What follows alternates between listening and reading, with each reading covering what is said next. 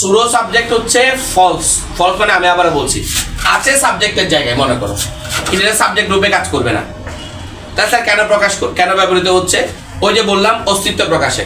আর এই সুডো সাবজেক্টটা হচ্ছে দেয়ার, যেমন আমি এখানে লিখছি দেয়ার, এটা সুডো সাবজেক্ট, মন দিয়ে বুঝবে। যেমন আমরা সচরাচর জানি সাবজেক্ট ক্যারিজ ভার্ব। সাবজেক্ট কি করে? ভার্বকে নিয়ে আসে। সাবজেক্ট যদি সিঙ্গুলার হয় ভার্ব কি হবে? সিঙ্গুলার। সাবজেক্ট যদি প্লুরাল হয় ভার্ব হবে প্লুরাল। যেমন প্রশান্ত জিজ্ঞেস করেছে কি স্যার দেয়ারের পরে কেন আর, আবার এখানে দেয়ারের পরে কেন ইজ, ঠিক না? এখানে প্রকৃতপক্ষে সাবজেক্ট কিন্তু দেয়ার না। তাহলে সাবজেক্ট কোনটা? চলো, দেয়ারের পরে যেই ভার্বটা থাকে ওই ভার্বটা কিন্তু দেয়ারের উপর নির্ভর করে না। দেয়ারের পরে যে ভার্বটা থাকে সেটা নির্ভর করে তার পরবর্তী যেই নাউন থাকবে, যে নাউন থাকবে সেটা সিঙ্গুলার হলে ভার্ব হবে সিঙ্গুলার, সেটা প্লুরাল হলে ভার্ব হবে প্লুরাল। যেমন আমি বলছি there dash a school in our village. আমি কি লিখলাম? There dash school. কয়টা বলেছি?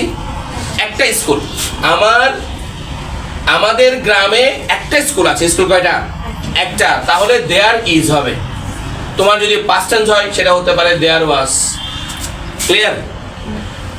আবার যদি বলা হয় টু স্কুলস, কি বলি? টু স্কুলস, দুইটা স্কুল, তাহলে প্লুরাল হবে। সেই ক্ষেত্রে আর ইজ হবে না, ওয়াজও হবে না। প্রেজেন্ট টেন্স হলে হবে আর, পাস্ট টেন্স হলে হবে ওয়েন। ক্লিয়ার? যেমন ওই প্রথম সেন্টেন্স যেটাতে ছিল দেয়ার আর কেন বসেছে? দেয়ার আর হান্ড্রেডস অফ ল্যাঙ্গুয়েজেস, কত? শত শত ভাষা ছিল, সেজন্য দেয়ার আর হয়েছে। আবার এখানে কি আসছে? There is a nice kitchen garden just behind our house.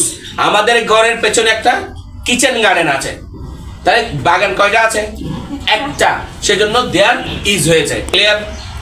বুঝতে পেরেছি?